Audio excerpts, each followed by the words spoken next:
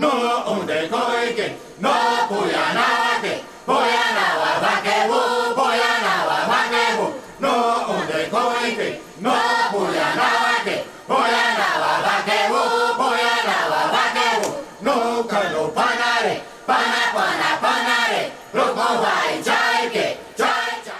Bom, boa tarde a todos, a todas presentes.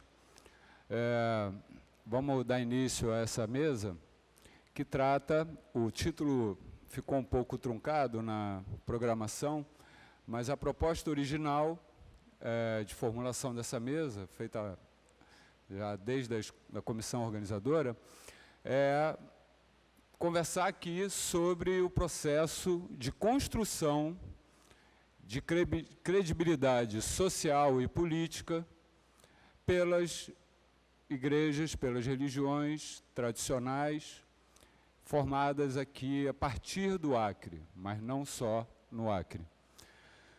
Eu sou historiador, Marcos Vinícius, estou há 22 anos no Acre e pude acompanhar uma parte desse processo, a última parte desse processo, especialmente a partir do olhar da gestão pública. Eu trabalhei na Fundação de Cultura do Estado, a FEM, está ali a presidente atual, a Carla, que eu cumprimento por estar aqui. Bem-vinda, Carlota. No Patrimônio Histórico, onde começaram uma série de ações de tombamento, de registro, de patrimonialização da ayahuasca, mas não só. E depois, na Fundação Garibaldi Brasil, que é a Fundação Municipal de Cultura, onde se constituiu o sistema municipal em que o Conselho Municipal de Cultura abrigou, então, pela primeira vez, a Câmara Temática de Culturas Ayahuasqueiras, porque até então era como se não houvesse ayahuasqueiros aqui no Acre, em relação, claro, ao município, eu estou falando, ao poder público, à gestão cultural. E aí mais uma série de ações foram acontecendo ao longo de todo esse tempo de forma pactuada e de forma construída coletivamente. Uma coisa, faço questão de falar sobre isso aqui no início, antes de passar a palavra rapidamente para os nossos debatedores, é que sempre me surpreendeu muito a forma completamente orgânica em que a ayahuasca se situa no interior da sociedade acreana. E aí, com o aprofundamento da história, foi que eu fui perceber, descobrir, aprender de que nem sempre foi assim, que foi um longo caminho. Os mestres tiveram que passar por períodos muito difíceis, por situações muito complicadas, e encontraram um caminho de construção dessa credibilidade política, social, a partir de posicionamentos éticos, a partir de posicionamentos espirituais, enfim, de diversas naturezas. E é um pouco sobre esse processo que, em grande medida, acredito eu, responde muito daquilo que foi problematizado na mesa anterior, que foi extraordinária, e que acho extremamente importante compartilhar com vocês. Então, estamos aqui, o professor Hildo Montezuma, que é professor de filosofia, pedagogo, e atualmente diretor de ensino da Secretaria Municipal de Educação. E faz parte da linha do mestre Daniel. E depois ele fala com mais detalhes, né, da participação dele. O Dr. Cosmo Souza, que é procurador de Justiça do Ministério Público do Acre, e foi membro do GMT, que funcionou junto ao CONAD e que elaborou essa legislação que atualmente está em vigor relacionada ao uso da ayahuasca.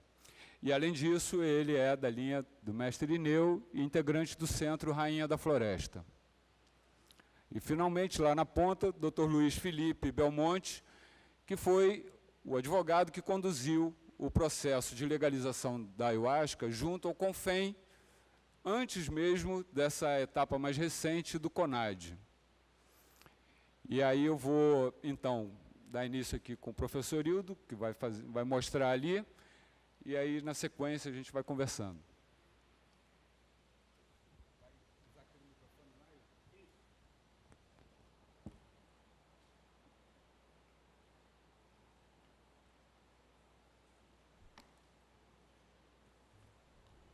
Boa tarde. Cumprimento, nesse momento, ao senhor Joca, irmão da madrinha peregrina, em nome de quem eu saúdo a todos os irmãos, seguidores da doutrina do mestre Irineu. Cumprimento também ao nosso amigo, mestre Edson Lodge, mestre assistente geral da UDV, em nome de quem eu saúdo a todos os irmãos seguidores da linha do mestre Gabriel Costa. Cumprimento o meu querido padrinho, Francisco Hipólito, em nome de quem eu saúdo a todos os meus irmãos do Centro Espírita e Culto de Oração, Casa de Jesus, Fonte de Luz, fundado por mestre Daniel. Ao senhor Oscar Parés, coordenador deste evento.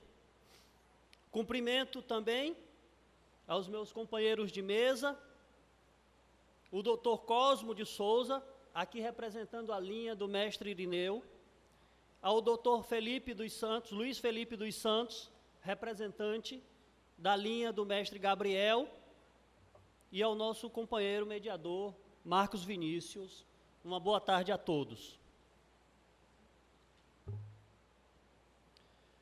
Um dos esteios de sustentação da missão revelada a mestre Daniel são as obras de caridade realizadas de maneira coletiva e voluntária pela Irmandade, que se desdobram em obras sociais, uma vez que consistem em prestar auxílio espiritual e material aos necessitados, às pessoas que, por circunstâncias da vida, desenvolveram algum problema de ordem espiritual, psicológica, do corpo ou social, e que, acreditando e confiando, recorrem à fonte de luz do mestre Daniel. A acolhida humana, as orações e, principalmente, a cura efetiva dos males trazidos pelos que procuram a capelinha de São Francisco, gera nas pessoas o bem-estar e gratidão. E, por outro lado, as leva a indicar o endereço da missão a amigos e familiares. A notícia se espalha boca a boca, e apesar de não haver nenhum tipo de divulgação ou proselitismo sobre o trabalho realizado pela Casa de Jesus, Fonte de Luz, por orientação de nosso fundador, ainda assim recebemos a visita de mais de 6.000 pessoas por ano, vindas de todas as partes do mundo em busca de auxílio, dos quais menos de 3% tomam daime.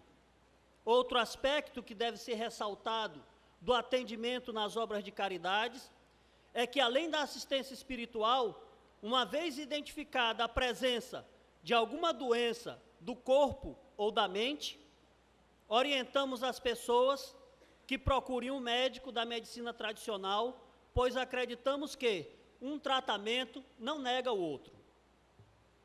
A disciplina, o rigor da conduta espiritual, associada à discrição, transmitem segurança e tranquilidade às pessoas que procuram auxílio na fonte de luz de mestre Daniel.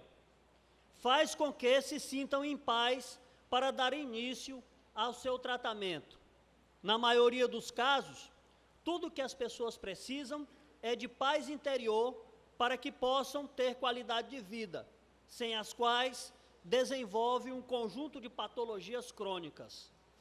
Outro elemento marcante é a relação institucional com os poderes constituídos. A característica fundamental desta parceria é a autonomia e independência. Nunca e em tempo algum, a missão recorreu às instituições governamentais em busca de algum tipo de benefício estatal para o centro ou para alguns de seus dirigentes. Mas, por outro lado, sempre que procuramos o poder público, é para interceder em benefício da coletividade ou de algum cidadão que não consegue acessar seus direitos. Essa tradição vem desde os tempos de mestre Daniel.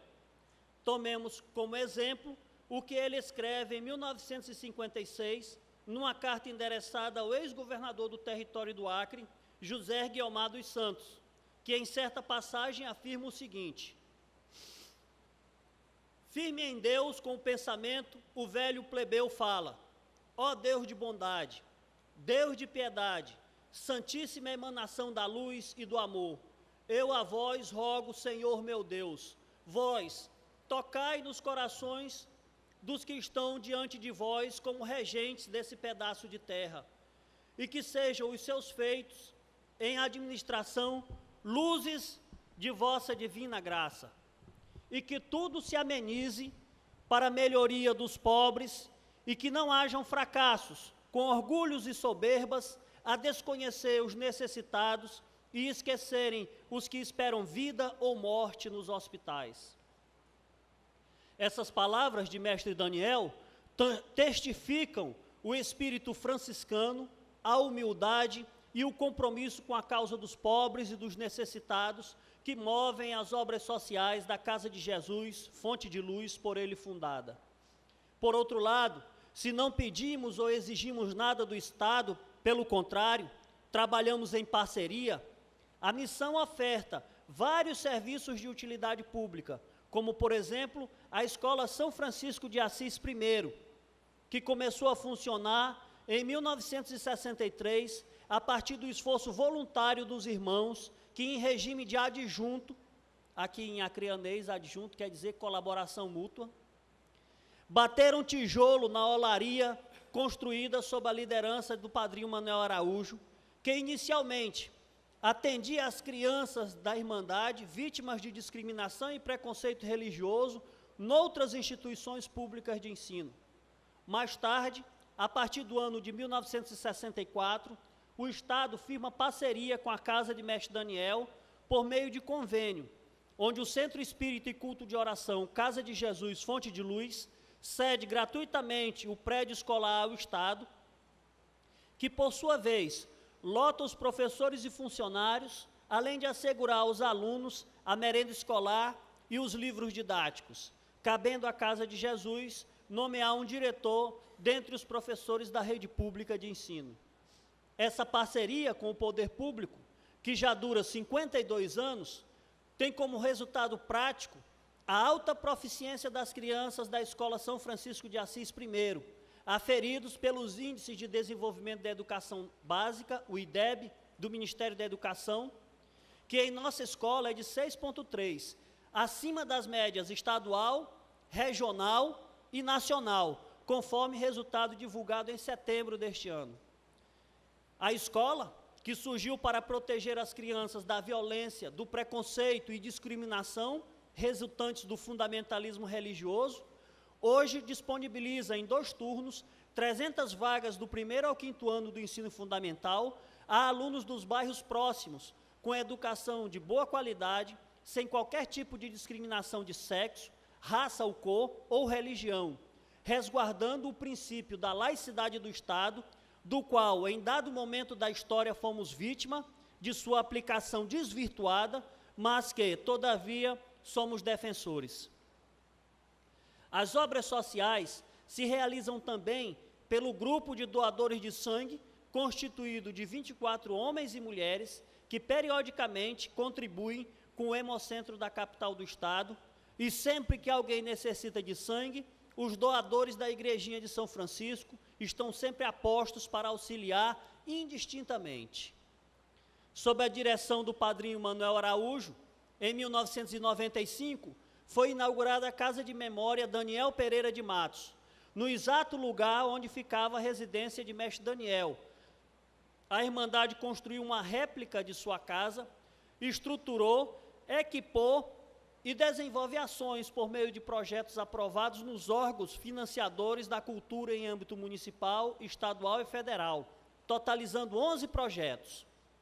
Na Casa de Memória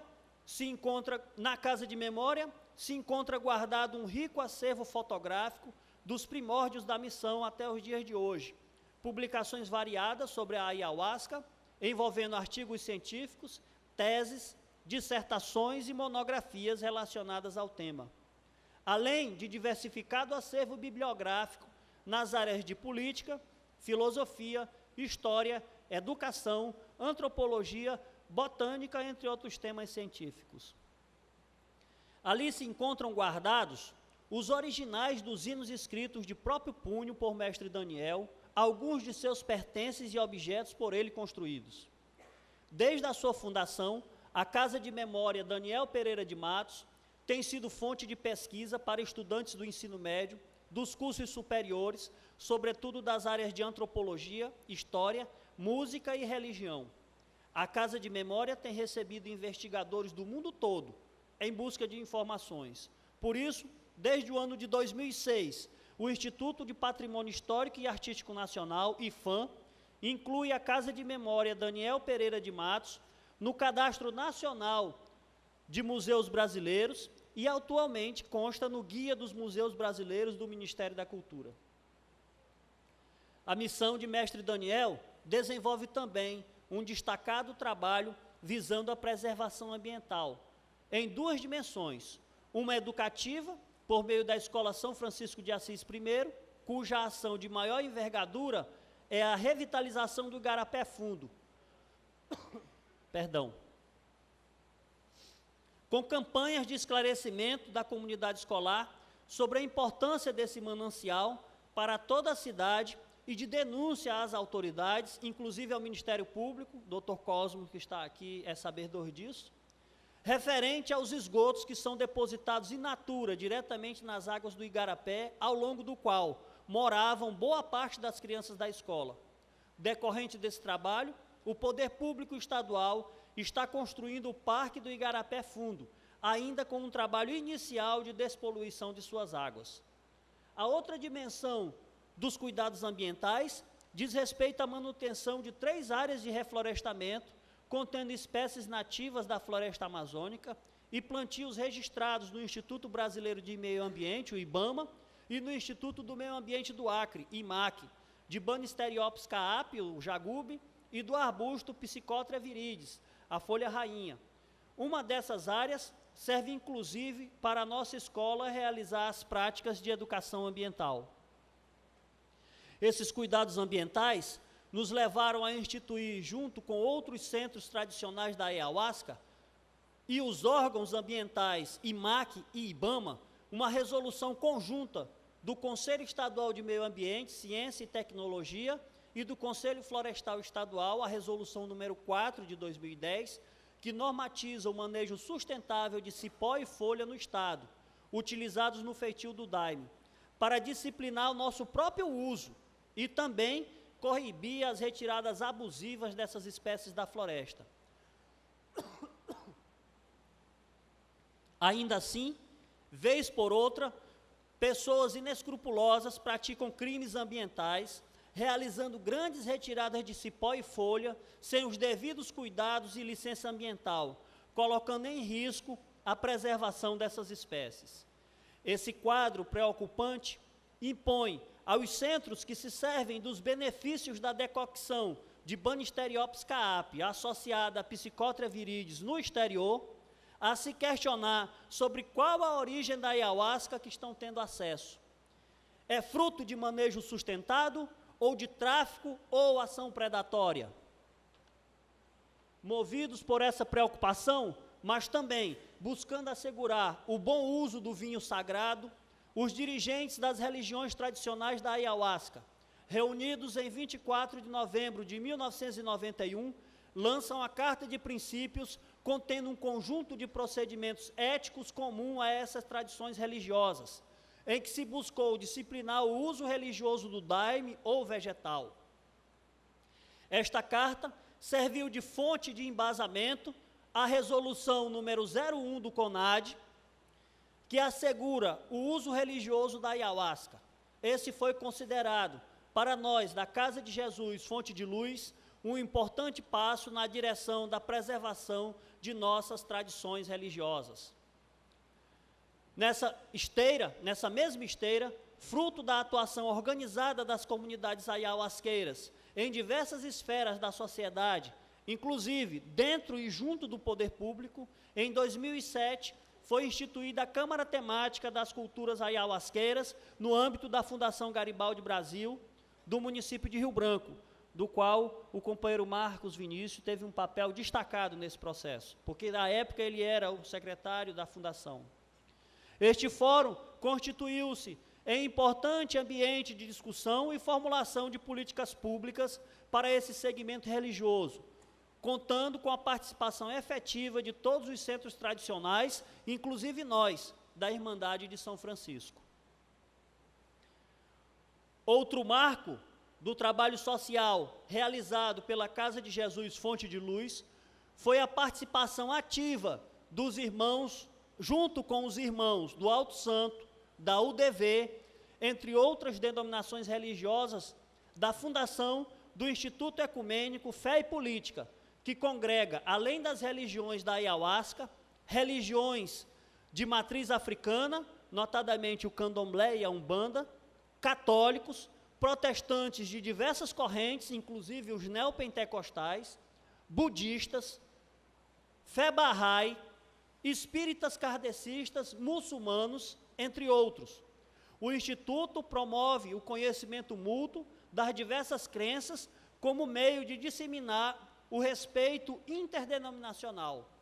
Essa é uma experiência única em todo o Brasil. A propósito, eu gostaria de apresentar o companheiro Manuel Pacífico da Costa, professor Manuel Pacífico da Costa. Eu queria que você levantasse, Pacífico, para que as pessoas lhe conhecessem. O Manuel Pacífico foi um dos entusiastas da criação do Instituto Ecumênico e hoje é o secretário-geral do Instituto Ecumênico Fé e Política. O reconhecimento social e institucional do Instituto pode ser atestado pela cartilha Muitos são os Caminhos de Deus, construída a partir de um seminário ecumênico que foi adotado pela Rede Pública Municipal e Estadual de Educação como instrumento didático para o ensino de religião. Isso se deveu ao fato da publicação expor o conteúdo das diversas religiões sem proselitismo, adequado aos princípios constitucionais da laicidade do Estado brasileiro. O texto de abertura da cartilha versa exatamente sobre as doutrinas religiosas de Mestre Irineu, Mestre Daniel, fundadas no Acre, e de Mestre Gabriel, criado em Rondônia.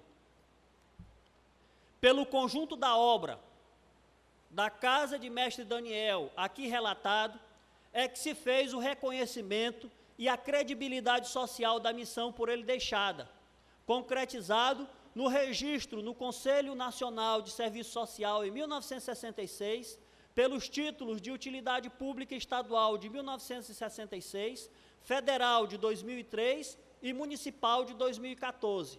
E já em 2010 foi concedido pela Assembleia Legislativa do Estado do Acre o título de cidadão acriano a Irineu Serra, Daniel Matos e Gabriel Costa.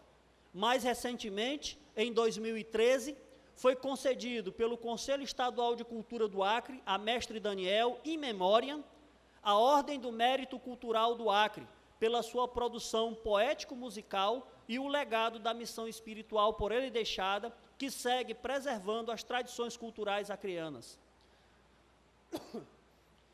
É este o legado que a Irmandade da casa fundada por Mestre Daniel zela com muito amor e carinho pela sua preservação e perpetuação, para que possa seguir sendo uma referência de luz e paz para todos os vivos e mortos necessitados de auxílio espiritual e material. Pela atenção de todos, meu muito obrigado.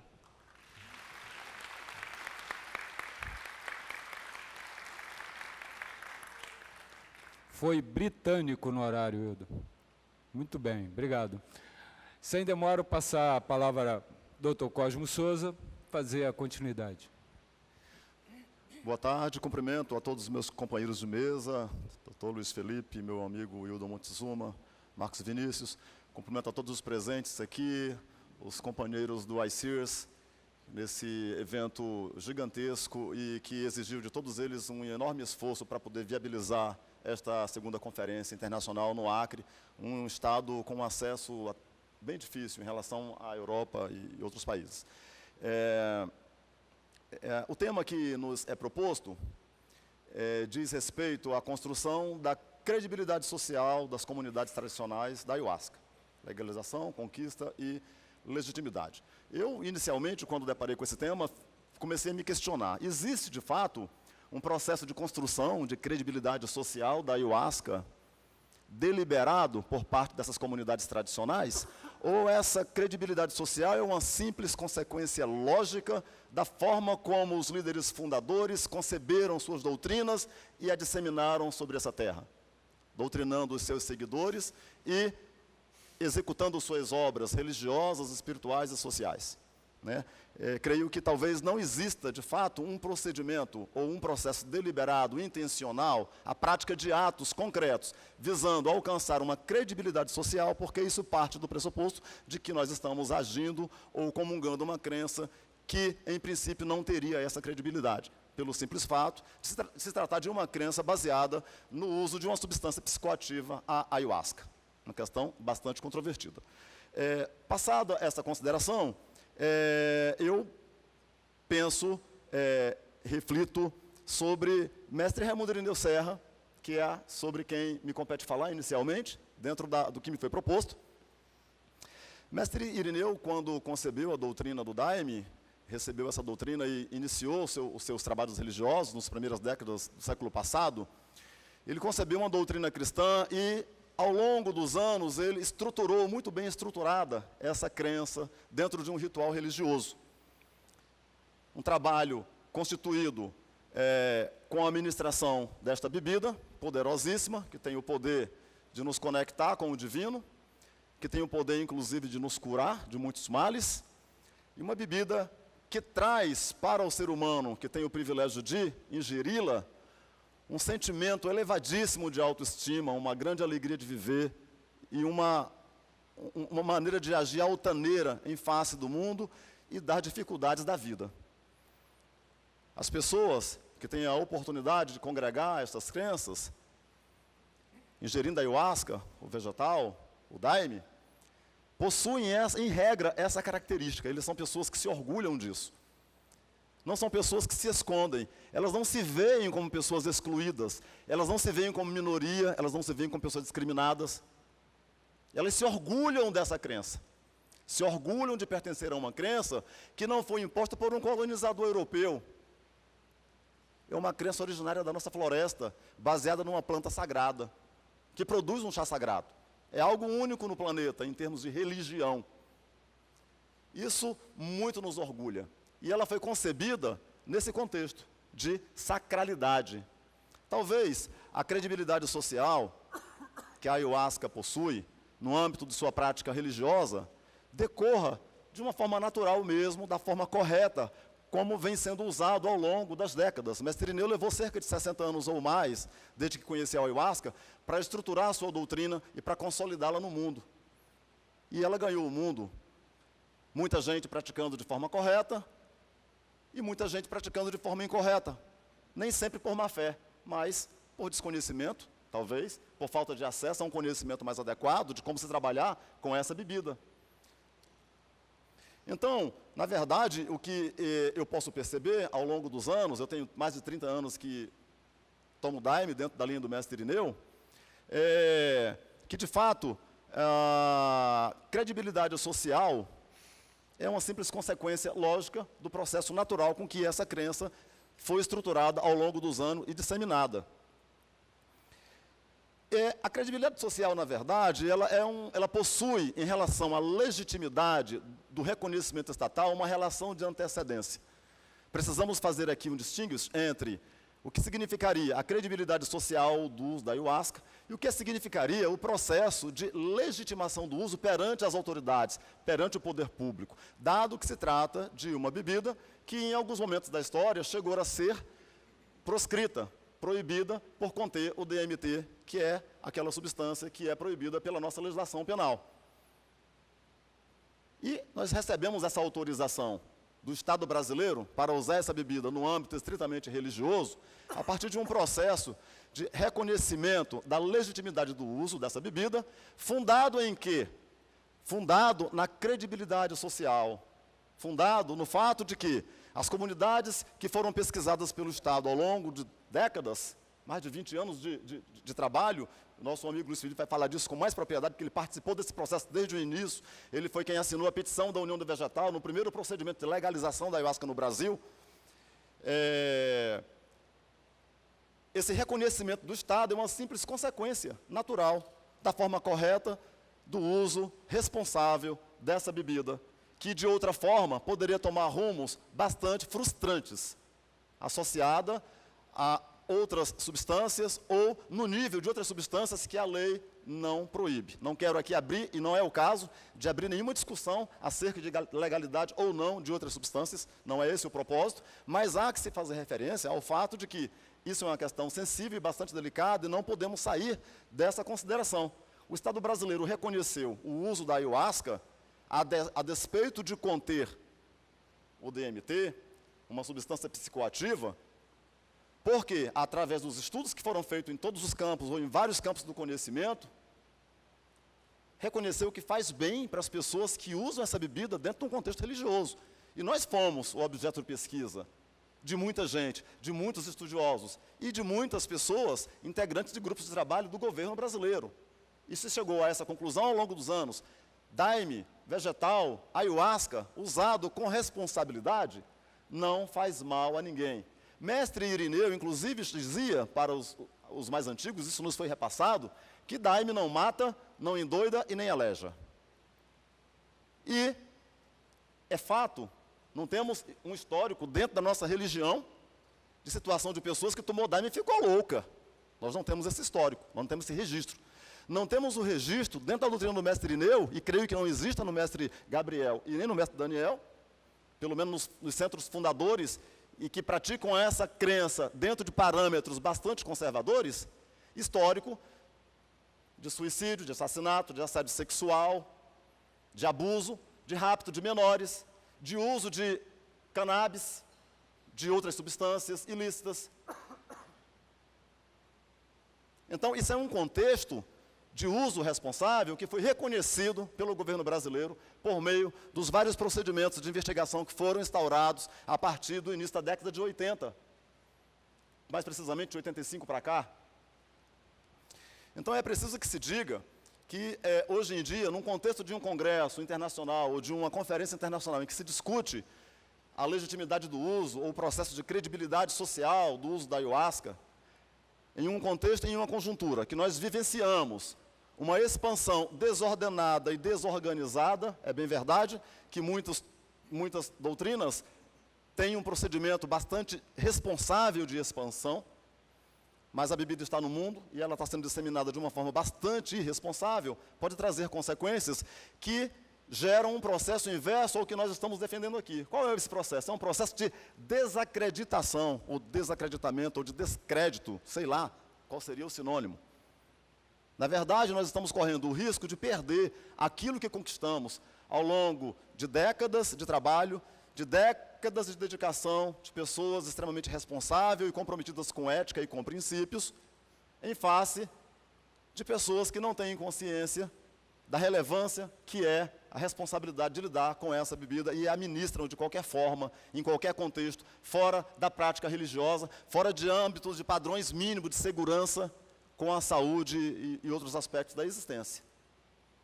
Eu fiquei bastante emocionado ontem, na abertura deste evento, quando presenciei esta mesa repleta de autoridades indígenas, caciques, pajés, usando a sua identidade, suas pinturas, seus cocás, e usando a sua fala, que muito me agradou e coincide com aquilo que eu acredito, que a ayahuasca, lá na origem da tradição indígena, não é usada de qualquer forma, de qualquer modo, em qualquer circunstância. É dentro de um contexto de muita responsabilidade. Essa responsabilidade se manteve ao longo do tempo, dentro dos troncos fundadores dessas doutrinas, que praticam essa crença dentro de um compromisso com tradição, mas, a despeito disso, vem sendo desvirtuado. E eu fiquei bastante frustrado quando um irmão aqui pegou o microfone e perguntou: bom, eu gostaria que a mesa respondesse, por que quando vocês viajam para fora do Brasil, vocês cobram 180 por um ritual com ayahuasca e aqui estão cobrando R$300?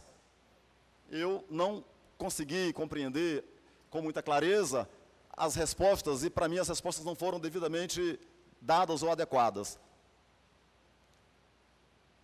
E me preocupei por quê? Porque eu também recebi e tive acesso ao fato de que os indígenas que estão compondo esse congresso, os nossos irmãos índios, cuja cultura é brilhante, fascinante e muito devemos a eles, estão fazendo rituais ao custo de R$300.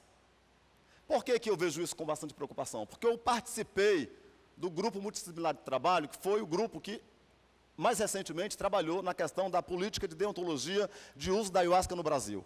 Quando o governo brasileiro se propôs a regulamentar o uso da ayahuasca no Brasil, agora mais recentemente, em 2006 para cá, ele congregou, e a Bia Labat está aqui presente, participou disso ativamente aqui no Acre, um grupo de cientistas e um grupo de representantes das lideranças das igrejas. Estava presente a linha do Alto Santo, estava presente a linha da União do Vegetal, a Barquinha não esteve presente, mas estávamos lá representando, porque a Barquinha toma daime também. Tinha presente os irmãos do ICEFLU, antigo Ceflures, lá representado pelo nosso irmão Alex Polari, e irmãos representando outras linhas que trabalham de uma forma menos heterodoxa, digamos assim, nos centros urbanos. E grandes polêmicas foram surgidas no contexto desse grupo multidisciplinar de trabalho. A questão da mistura da ayahuasca com outras substâncias, notadamente a cannabis, que tem sido a fonte de grandes problemas para quem faz uso religioso dessa bebida. A questão da comercialização, a questão do turismo, a questão da propagação do uso terapêutico, do curadeirismo, todas as questões para as quais, com os nossos conhecimentos limitados, não tivemos respostas absolutas nem terminativas. São temas que ainda afloram e que, à medida que a ayahuasca se expande no mundo, tendem a se tornar cada vez mais polêmicos. Mas foi um consenso entre nós. E essa política de uso não se restringe apenas às religiões. A política de uso não é só para o daime, não é só para o vegetal.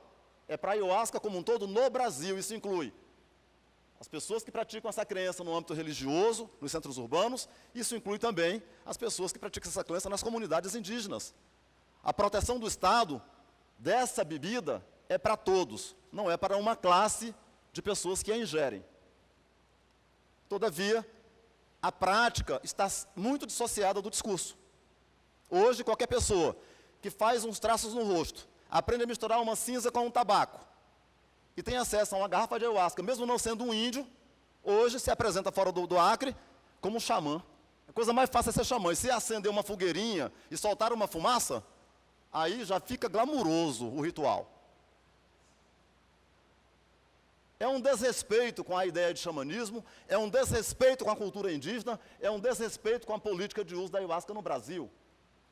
Por isso, a minha decepção, ao verificar que neste evento da Conferência Internacional da Ayahuasca, nós estamos vivenciando a comercialização da ayahuasca exatamente por aqueles que são os maiores responsáveis pela sua proteção e pelo seu uso tradicional. E nesse sentido, eu quero propor uma reflexão para os integrantes do ICEERS, se é de conhecimento de vocês, porque está publicado, e a salvo engano até tem um link para esses rituais no site do ICEERS. É uma questão que temos que debater, temos que discutir. Desse evento vai sair uma carta, e essa carta deve ser subscrita por todos. As religiões vão assinar uma carta e concordar com uma prática dessa natureza? Eu me questiono, temos que refletir sobre isso. Então, eu quero fazer essas considerações, quero dizer que a questão da comercialização, ela assume muitas facetas. Nós não desconsideramos, no âmbito do GMT, quando o governo brasileiro fez o estudo e fez a política de regulamentação, o fato de que as religiões têm um custo para produzir essa bebida. E não desconsideramos o fato de que as religiões têm o direito de cobrar de seus adeptos, de seus membros, um preço para manter as suas religiões, as suas doutrinas. Isso foi considerado. Isso é muito diferente de comercialização. Por quê? Porque a comercialização traz muito males embutido. Nós estamos sendo colonizados, nossa cultura, nossa tradição, sendo colonizada pelo poder econômico, e essa é a razão de muitos males da humanidade, porque o verde da floresta está sucumbindo ao verde dos dólares, e a solução de nossas vidas não passa necessariamente pelo acesso à riqueza econômica. Existem outros valores que nós temos a obrigação de preservar, que são mais importantes para nós. E o acesso ao conhecimento espiritual, o acesso à divindade, o acesso a uma crença que nos faz existir e que nos faz acreditar que é possível viver nesse mundo com saúde, com dignidade, com respeito, possui um valor que talvez, se tivéssemos que vender, não encontrássemos alguém com grana, com dinheiro suficiente para pagar. O valor da ayahuasca, o valor do daime, o valor do vegetal, da bebida em si, e o valor dessa bebida dentro de suas tradições sagradas, seja no âmbito indígena, tradicionalíssimo, milenar, seja no âmbito dos centros urbanos, não é precificável. E o governo brasileiro reconhece isso.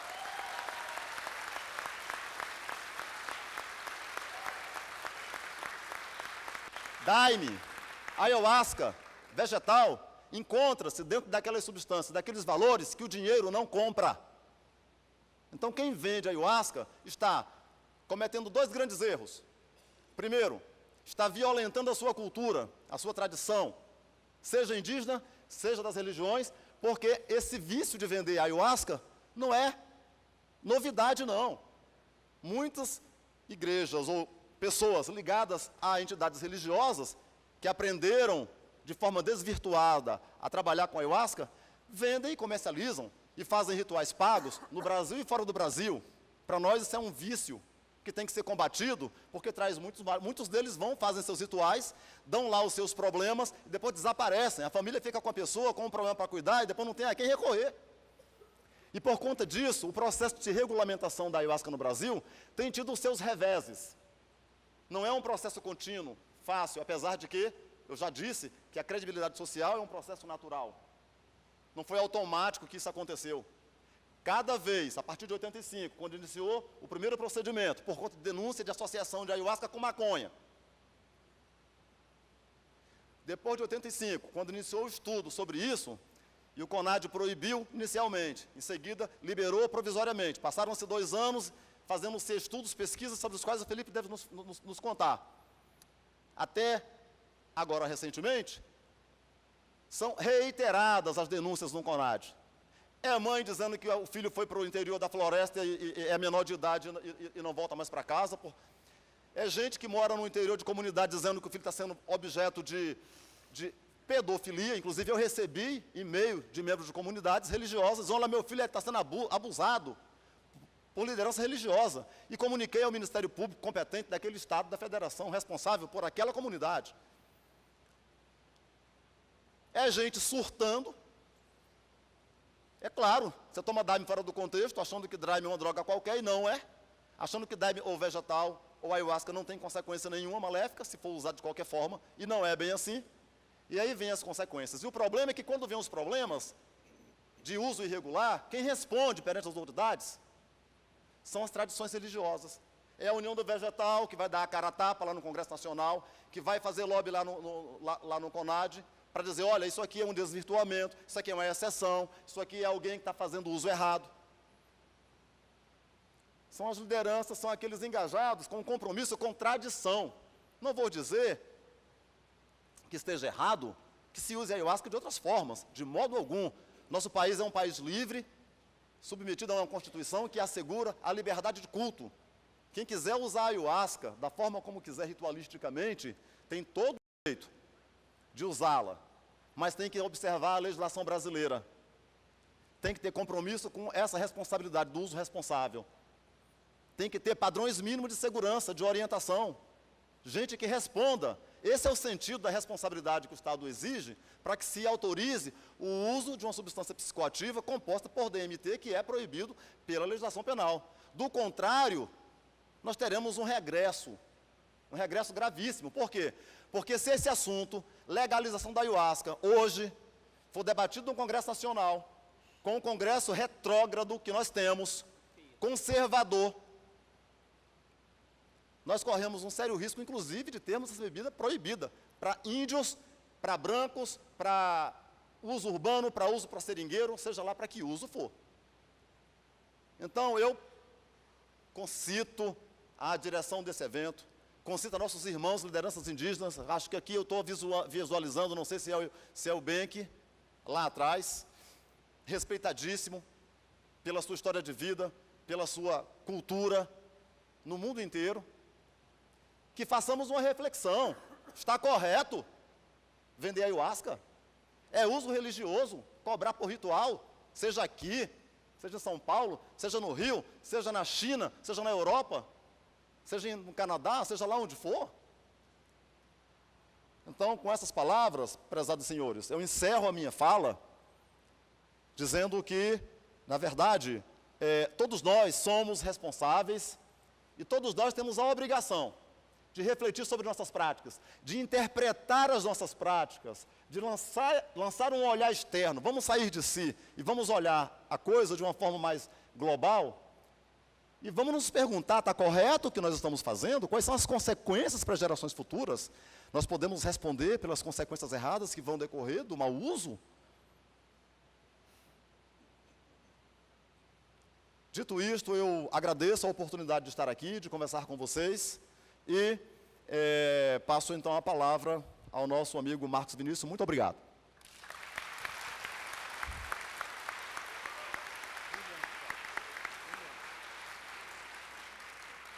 Também britânico no horário. Essa mesa está uma maravilha, eu sou um homem de sorte. Passo agora a palavra para o Dr. Luiz Felipe Belmonte para fazer suas considerações. Boa tarde a todos. Eu saúdo primeiramente os companheiros de mesa, a direção do ICERS e todos os presentes, cada qual aqui com a sua importância e com a sua relevância, com seu interesse. E fico com uma enorme responsabilidade pelas palavras do nosso mediador, que fala do horário britânico de cada um, e eu, como atualmente resido na Inglaterra, mais do que nunca tenho o dever de cumprir também, embora que eu vou contar uma história de 40 anos e vou procurar fazê-la em 20 minutos. Prezados, primeira coisa, eu quero me reportar a umas palavras do Dr. Toffoli pela manhã, quando ele disse que, me permitam aqui, eu vou usar a terminologia que eu estou acostumado, eu vou falar em ayahuasca, em mariri e chacrona, os senhores sabem a que se refere. Ele disse que é muito sério o uso da ayahuasca para médicos cuidarem disso. E eu me permito acrescentar, é muito sério para advogados cuidarem, para juízes, para cientistas, para o governo. É muito sério para qualquer um cuidar. E as palavras do Dr. Cosmo aqui ilustraram um pouco isto. Mas mais do que isso, vamos falar do conteúdo espiritual. Já se perguntou, quem é o dono da ayahuasca? Quem é o dono da ayahuasca? O dono da ayahuasca é a própria ayahuasca, é a natureza. A ayahuasca está na natureza. Só existe uma coisa que precisa ser feita. A liberdade do uso existe, mas a liberdade sem responsabilidade é abuso, e não uso. É preciso que se tenha o uso responsável. Essa é a tônica. E é muito difícil. Nós estamos aqui, temos estudos, temos uma série de coisas que se faz, mas tudo procurando traduzir o quê? Traduzir cientificamente o divino. Isso é necessário apenas para que nós, ou as pessoas, ou as autoridades, ou os cientistas, possam mensurar o que é possível, ou o que é aceitável, ou o que é legal. Mas nós que bebemos e temos o contato com o sagrado, com o divino, sabemos que são experiências que não são passíveis de se traduzir em palavras. É o contato com a natureza, é o aperfeiçoamento das nossas virtudes morais, intelectuais e espirituais. E é com esse objetivo que o mestre Gabriel criou a União do Vegetal, para o desenvolvimento das virtudes, para o equilíbrio das pessoas e para que a paz possa reinar entre as pessoas. Nós temos um dado, e o Dr. Maquina colocou de uma forma muito correta, e eu concordo integralmente. Há uma determinação, um documento do INCB, que fala claramente, que é o braço da ONU responsável pela política de drogas, que fala claramente que, ainda que haja alguma substância, as plantas em natura ou algum produto decorrente dessas plantas não estão sob controle internacional da Convenção de 1971, que é o que rege a política de drogas no mundo inteiro, exceto, talvez, países árabes ou Filipinas ou coisas do gênero. Mas, de um modo geral, o mundo ocidental adota esse critério da Convenção de 1971. Não há controle internacional a respeito disso. Mas, bem, vamos, diante disso, quando se fala, o problema é DMT, e o DMT, ele tem que estar dentro de um contexto, ou então nós teremos o seguinte, o DMT não pode usar porque tem DMT. Nós estamos diante de um caso de um texto fora do contexto. E um texto fora do contexto é pretexto. E isso é usado como pretexto para combater algo que não se conhece. Essas as introduções que eu estava querendo fazer a respeito. E dito isso, eu passo a esclarecer alguma coisa do que aconteceu, como que aconteceu o princípio da autorização, qual a trajetória percorrida. E nisso eu vou me permitir ilustrar com algumas coisas, dados concretos, algo que o meu amigo Cosmo falou. Primeiramente, eu quero dizer o seguinte, eu quero falar pouquinhas palavras a meu respeito. Eu, quando cheguei a beber o chá pela primeira vez, eu era músico, estudava música na Universidade de Brasília, e gostava era de tocar meu violão, tocar minha viola. Quando eu comecei a beber o chá, eu comecei a ver que nós éramos sujeitos a ter problemas com as leis, com as autoridades. Então, quando eu me dei fé, eu estava conduzido e fui fazer algo que eu nunca na vida pensei que eu fosse fazer, ser advogado. Um dos objetivos, defender a minha tranquilidade e a tranquilidade dos meus irmãos, para que todos nós possamos estar em paz, desfrutando do direito legítimo e sagrado de poder comungar com o divino. A história da liberação do vegetal, ela começa em 1967, é a primeira notícia que se tem, quando uma pessoa que conduzia o cipó e as folhas, José Rodrigues Sobrinho, foi preso e o mestre Gabriel foi chamado para dar algum esclarecimento. Ele deu alguns esclarecimentos, o delegado disse, eu não posso proibir, mas também não posso autorizar. Bom, o primeiro contato que nós tivemos com as autoridades em Brasília, pela União do Vegetal, foi em 19 de setembro de 1981, quando nós convidamos os comissários de menores, o juiz de menores, para ir participar de uma sessão para autorizar a presença de menores.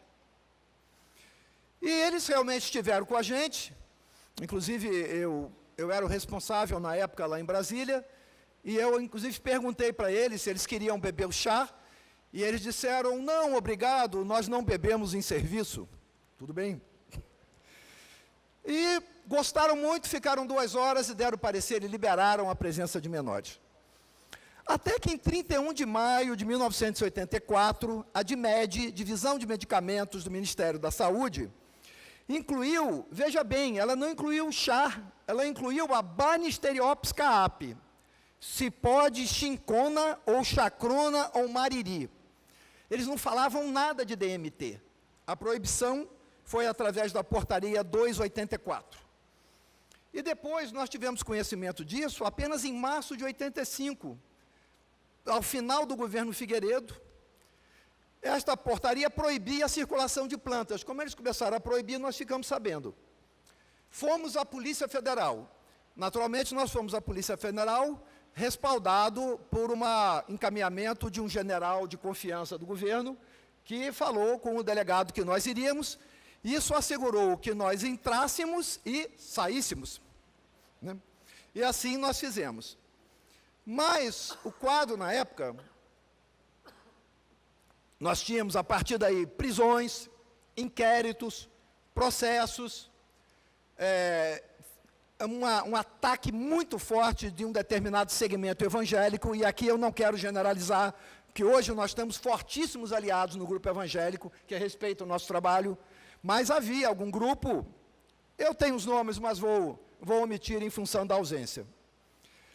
Até que eu fui a uma autoridade conhecida, eu não conhecido meu, por circunstâncias da vida, que estava sendo colocado no início do governo Tancredo, que passou a ser o governo Sarney, e que estava no posto-chave, e contei o que estava acontecendo. A Polícia Federal tinha dito que eu tinha que ir no CONFEM, eu não sabia nem o que era CONFEM, falei com essa autoridade, ele disse, olha, o CONFEM ainda não foi nem instalado, mas o presidente chama-se Técio Lins e Silva, e eu vou fazer um contato para ele te receber. E assim eu fui ao doutor Técio. Quando cheguei e falei para o doutor Técio o caso, ele disse, o quê? Proibiram esse chá? Como assim? Eu tenho uma fazenda no Jaru, os meus peões todos bebem esse chá, eu já bebi o chá, achei maravilhoso, como que proíbem isso? Aí eu pensei comigo, right man, right place, né? O homem certo no lugar certo, né? Rapaz, aí o sorriso foi muito grande, mas tudo bem. Eu digo, doutor Técio, só que nós temos alguns riscos. Ele disse, olha, eu não instalei, não tenho nem CONFEM ainda. Sim, mas acontece o seguinte, e aí é que se tornou a chave de todo o processo, o nosso pedido e a sensibilidade do doutor Técio. Eu pedi, doutor, então nós temos que ter uma resolução para criar um grupo de trabalho, ele falou que faria o grupo de trabalho. Nessa resolução é preciso ver o seguinte, se teve algum estudo do CONFEM, porque a DIMED não poderia jamais colocar, porque ela não tem o poder de examinar, e sim apenas de declarar. Quem examina a substância é o CONFEM. E a DIMED o fez, não foi por causa do chá, foi pelo uso da cannabis num determinado local, a pedido do Ministério da Aeronáutica. Isso a gente ficou sabendo depois. Então não era por causa do chá, o problema não tinha sido o chá. E eu não tenho nenhum problema com quem quer defender drogas ou uso de drogas, até porque eu tenho opinião pessoal que a proibição causa mais malefícios do que a liberação, desde que acompanhada de procedimentos educacionais. Isso a gente tem visto. Isso é um outro problema. Mas não misturemos as coisas, cada coisa em seu lugar. Quer fazer a defesa de outra coisa? Faça no lugar que quiser fazer, não ligado ao chá, porque são coisas distintas. E eu, como ex-usuário de muitas substâncias, que eu as larguei antes de beber o chá, por ter visto que aquele não era o caminho que eu buscava, sei discernir com conhecimento de causa, o que é uma coisa, o que é outra. Não se mistura as coisas. Bem, houve muita coisa, só tem um detalhe, naquele tempo não havia nenhum estudo sobre o assunto, a não ser um estudo de Laurent Rivière e Jean Lindgren, que falava alguma coisa não conclusiva. Eu vou me basear em quê? Eu me baseei em 3 folhas de documento do Dr. Edson Saraiva, médico, que demonstrou que as plantas, num contexto, funcionam, às vezes, de forma diversa. E me baseei em alguns pedidos, e assim, aqui eu falo da chave. Eu digo, doutor Técio, eu não sabia o que o estudo químico ia dar. Nós não podemos apenas nos basear em estudo químico, e sim no estudo antropológico, sociológico e de saúde em geral. E isso ele colocou na resolução. Só tem um detalhe, é uma questão legal. Isso vem do direito francês e é adotado quase no mundo todo, no mundo ocidental. Há um ato administrativo chamado ato vinculado. A administração pública tem um ato discricionário que ele faz conforme a conveniência. E o ato vinculado, que é vinculado aos motivos determinantes. Quando ele diz, tem que ser estudado sob o aspecto antropológico, social e tudo, não se pode deixar de observar todo esse contexto. E também ele registrou que não havia nenhum estudo no CONFEM a respeito. Foi por onde nós conseguimos deferimento em mandados de segurança, com casos de prisão que nós tivemos.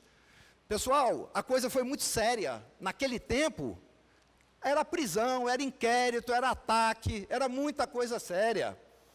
Jornal, imprensa, e eu me vi às voltas com aquilo e pensava o seguinte, bem, no tempo dos cristãos novos, eles eram jogados aos leões. agora nós estamos indo só para os jornais. Eu acho que estamos em evolução. Mas é claro que tudo não deixava de ser algo bastante preocupante. Muito bem, eu vou... É porque eu quero ainda ter um espaço de uns 3 minutos para falar da situação global, tá? Mas eu vou concluir aqui esse passo. Aconteceu o seguinte, uma coisa que ninguém sabe, foi feito estudo nas reuniões, nas diversos segmentos religiosos e tudo, mas antes disso, eu compareci ao CONFEM com constância e até alguém disse que eu era insistente, eu não era insistente, eu estava determinado. E com respeito e acatamento às autoridades. Mas eu aprendi que, como advogado, não existe não para advogado. Existe, mais na frente conseguiremos. Entende? Eu sempre pautei a minha conduta com uma determinação. Mais um detalhe, nunca conduzi, nunca fiz nada. Por quê? Esse é um assunto tão sério, que se a gente quiser conduzir com a cabeça da gente, a gente não é capaz. A gente é preciso ligar no nosso guia espiritual e receber a orientação, a inspiração para conduzir a cada momento e fazer aquilo que é correto. É assim que dá certo. É assim que eu tenho feito ao longo da caminhada, junto com diversos amigos, porque ninguém faz nada sozinho. Nós contamos com o apoio do Tuninho Alves, apoiado pela Dona Peregrina. Nós contamos com o apoio do Manuel Hipólito de Araújo, que aqui está o Francisco representando, que também nos auxiliou. O Cosmo chegou em seguida, e outros. É um trabalho de muita gente dentro da própria União do Vegetal. Eu apenas estava com a mão assinando com a minha caneta aquilo que nós íamos encaminhar. Mas chegou um momento em que o CONFEM, disse para mim, depois de uma reunião, que era reunião decisiva. Nós decidimos que vamos proibir o uso do chá. O asca será terminantemente proibido no Brasil. Posição do CONFEM, oficial, a mim comunicada após a reunião. Por quê? O doutor Paulo Magalhães, o doutor Celso Sacon, até com quem eu passei a ter um ótimo relacionamento, delegados da Polícia Federal, temiam porque se fizesse uma nova droga sintética, e aí teríamos mais problemas para a Polícia Federal. Então, em função disso, eu fui informado por uma determinada autoridade que presidia o conselho na época, que estaria sendo encaminhado a proibição do uso do chá.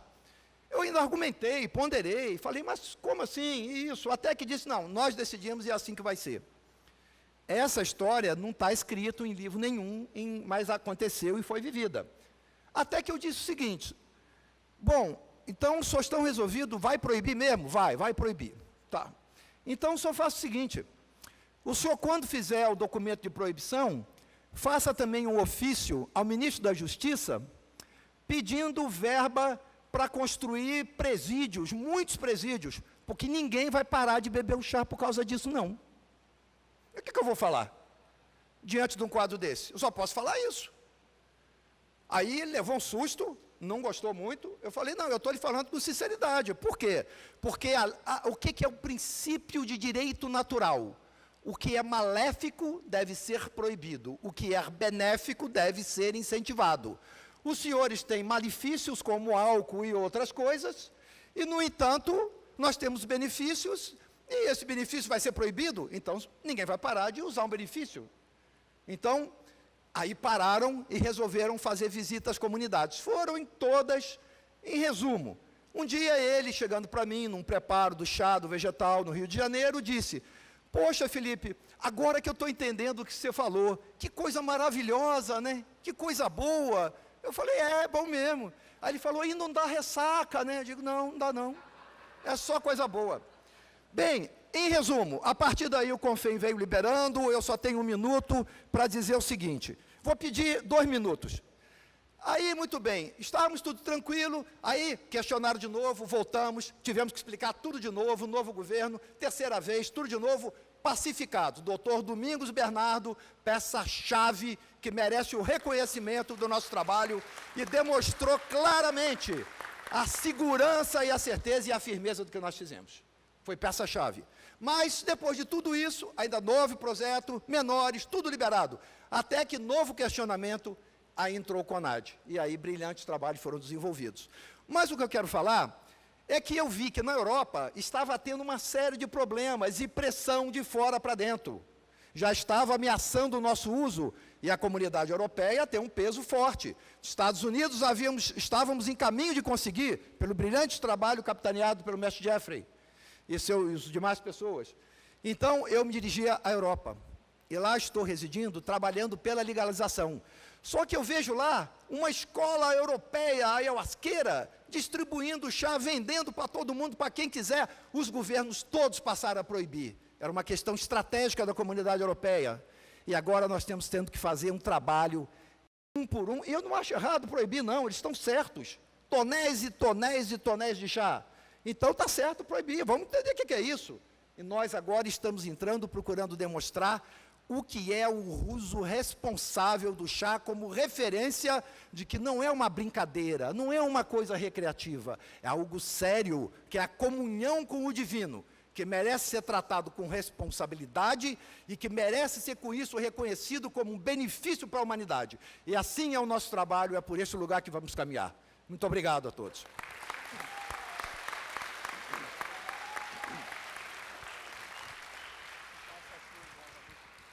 Dr. Luiz Felipe, o senhor foi mais britânico do que os dois anteriores, ó. Coisa boa. É porque nós conversamos aqui no início de tentar ser mais rigorosos possível no horário para que a gente pudesse ouvir também a participação do pessoal que está aqui assistindo. Mas antes disso, eu queria passar a palavra ao Oscar, que vai fazer um posicionamento da comissão organizadora da conferência acerca das questões levantadas pelo Dr. Cosmo, e que, então, se faz necessário esse esclarecimento. E me pediram também que, se algum indígena quiser fazer alguma reflexão, algum posicionamento sobre as questões levantadas, também está aberto a possibilidade. Então, Oscar. Gracias, Marcos. Boa tarde a todo el mundo. Muito obrigado por estar aquí con todos vocês. Ha sido un largo camino hasta llegar al día de ayer y de hoy. Hemos estado más de un año trabajando para que esto sea posible y hemos aprendido muchísimo en el camino. Lo que yo quería decir es que nosotros somos una fundación pequeña, humilde, siempre dispuesta a recibir críticas para seguir mejorando. Y cuando se organiza una conferencia mundial, como queremos implicar a mucha gente, hay que hacer muchos equilibrios. Cuando uno se arriesga, cuando uno quiere formar una gran comunidad, hay que ser muy ágil y muy hábil en la gestión de las relaciones. Y muchas veces hay muchas dificultades en el camino. Nosotros tomamos una posición muy firme de que no queríamos promocionar el uso de ayahuasca, que dentro de nuestra web o dentro de la universidad no se iba a comercializar estos tipos de rituales, pero sí que hay espacios donde cualquier persona puede libremente compartir cosas. Este espacio es concretamente, quizá algunos de vosotros no conozcáis el mundo del Facebook, pero en Facebook se pueden crear unos eventos, que es un espacio donde cualquier persona puede compartir lo que quiera. Y en este espacio, ciertamente, diversos grupos indígenas han compartido sus propuestas de ceremonias. Pero nosotros no tenemos ningún dividendo, nosotros no tenemos ningún interés en que esto funcione mucho o poco. Nuestro único interés es que todas las personas que quieren hacer propuestas puedan encontrar un canal donde tenga salida. Porque lo que está claro, y un poco hablando de la prohibición, ¿no? Las dificultades de la prohibición. Cuando tú prohíbes algo, esto no desaparece. Esto suele salir de hace una mutación y sale de una forma más peligrosa de la que iba a salir en principio. Entonces, como nosotros no somos partidarios de la prohibición, dejamos un canal abierto, libre, donde puede haber contradicciones, donde puede haber dificultades, pero donde cada uno puede dar salida a sus inquietudes y sus propuestas. Entonces, ciertamente hay un evento de Facebook donde han dado salida a estas ceremonias, pero nosotros no tenemos ningún interés o ningún dividendo según el éxito o el fracaso de estas propuestas. Nosotros no estamos, no estamos ganando dinero con estas ceremonias ni perdiendo con ellas. Entonces, Esta conferencia, como digo, ha sido un camino lleno de retos, lleno de luces y sombras, y para que algunos puedan brillar, otros tenemos que estar más en la oscuridad. No he tenido la oportunidad de poder disfrutar de todas estas charlas porque he tenido que estar trabajando allí, pero estamos aquí para responder a cualquier pregunta, cualquier cuestionamiento, y para, si nos quedan energías, hacerlo mejor en la siguiente edición, pudiendo contar con ustedes. Pero siempre siendo conscientes de que cuando haces un evento mundial hay que ser muy hábil en este juego de equilibrios, porque si no la gente desaparece y entonces ya no es un evento mundial. Es nuestro evento cerrado, autorreferencial, y esto no es lo que queríamos hacer. Queríamos poner las condiciones como construir una gran casa donde todos los ayahuasqueros pudieran circular y compartir sus opiniones. Y para ello, ciertamente, la casa a veces tiene algunos fundamentos más débiles que otros, pero todo esto es una historia. Algo que me gustaría transmitir, que quizá no se ha entendido bien, es que Icers ha venido aquí no a imponer una idea, no a dar protagonismo a un actor o a otro, sino que hemos venido aquí a hacer amigos. No sé si se entiende lo que quiero decir con esto, pero hemos venido aquí a establecer relaciones a largo plazo. No queremos venir y desaparecer. Queremos venir aquí y poder trabajar de cara al futuro, porque las cosas en un plano inmediato son muy evanescentes, ¿no? Lo que queremos aquí es poder construir con ustedes cosas que pueden ir más allá en el futuro. Solo quería decir esto. Si hay cualquier pregunta, estamos encantados de responder. Muito bom, Oscar. Tenho acompanhado o processo de organização da conferência desde o seu início, desde a primeira vinda do Juan, depois do Oscar, e por uma questão de justiça devo aqui testemunhar a forma responsável e ética com que eles têm conduzido esse processo durante todo o tempo, mas óbvio que não dá para dar conta de tudo todo o tempo, e as pessoas também têm que assumir as responsabilidades daquelas ações que realizam. Alguém vai querer se posicionar em relação a isso, indígena? Pergunta, né? Só para concluir esse processo, para poder passar para as perguntas, o Ben que queria falar sobre isso. Rapidinho, tá? Vamos já abrir para as perguntas, só fechar essa parte.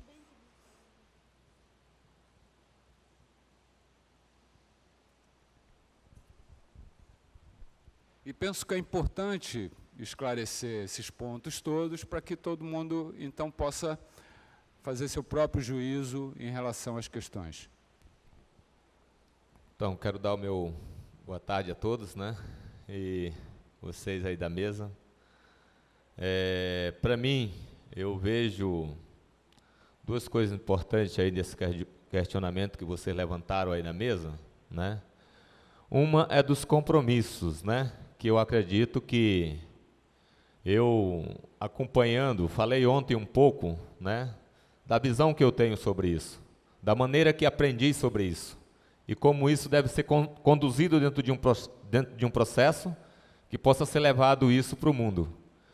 Como a gente viu que vocês já puderam muito bem canalizar, analisar, né, o uso dessa bebida da maneira mais correta possível para poder curar a humanidade. E meu povo tem uma coisa, né? Meu avô, sempre falo como referência, meu avô Samuel Pianco, ele colocou para nós as histórias, os mitos da criação, da origem, de como a ayahuasca surgiu, assim como cada povo também. E o cuidado que isso tem. Ele sempre disse que o sagrado ninguém se vende. O sagrado não é um objeto de negócio. Agora, nós, seres humanos, por falta de consciência, é que faz esse negócio com o sagrado que tem de uma origem da criação.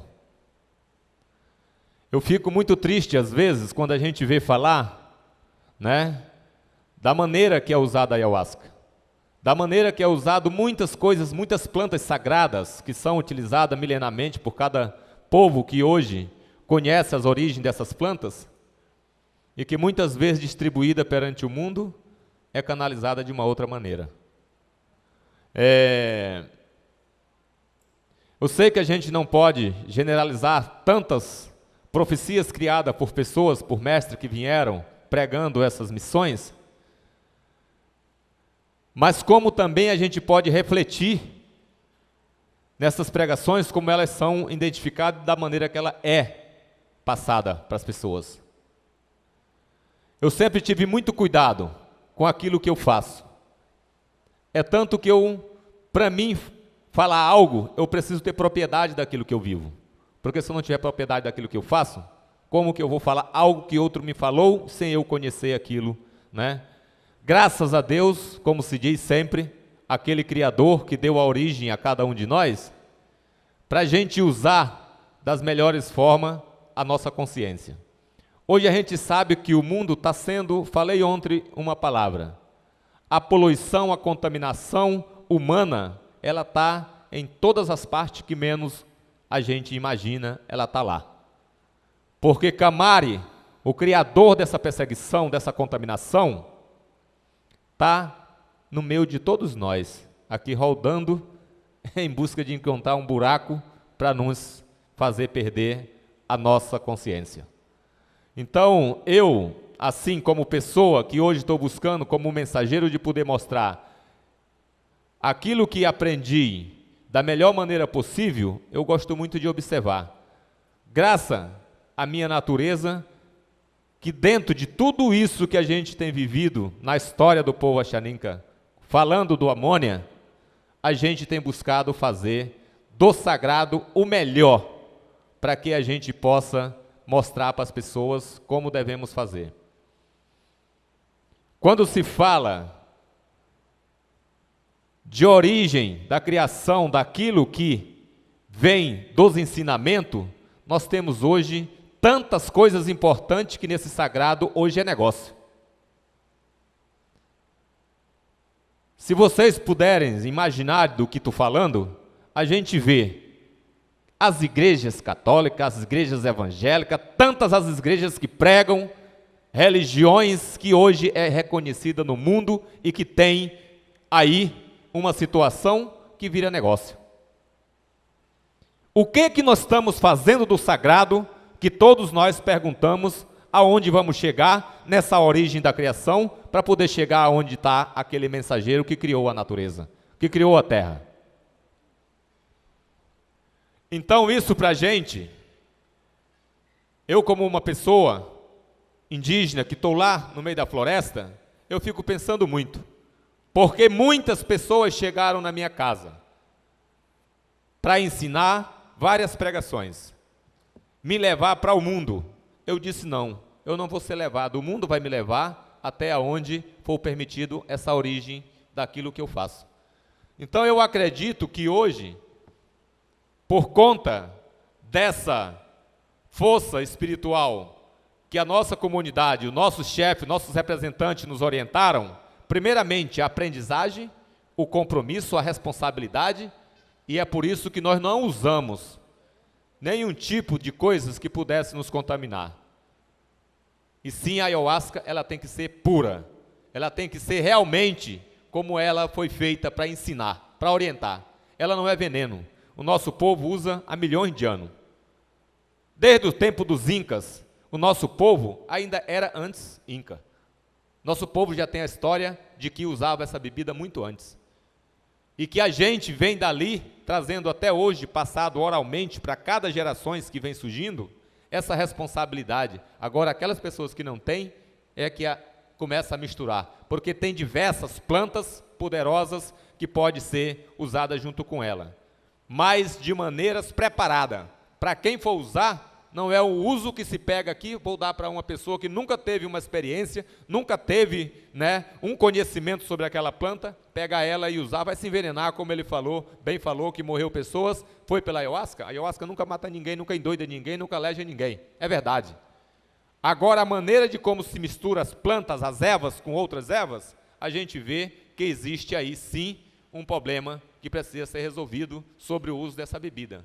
Em muitos lugares que a gente vê, eu já passei olhando, muitas pessoas bêbado de cachaça, muitas pessoas, falei isso ontem, muitas pessoas drogado de cocaína, muitas pessoas fumando, né, cannabis, como se diz, maconha, e muitos desses usos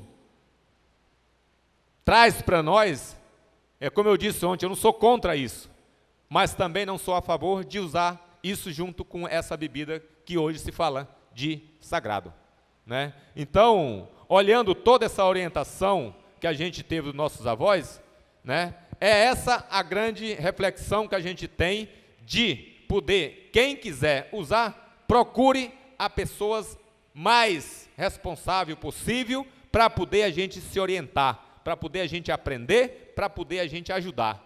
Porque a gente, para ajudar uma pessoa, falei ontem também isso, que a gente primeiramente tem que ser curado. Nós temos que ser curado para poder curar outra pessoa.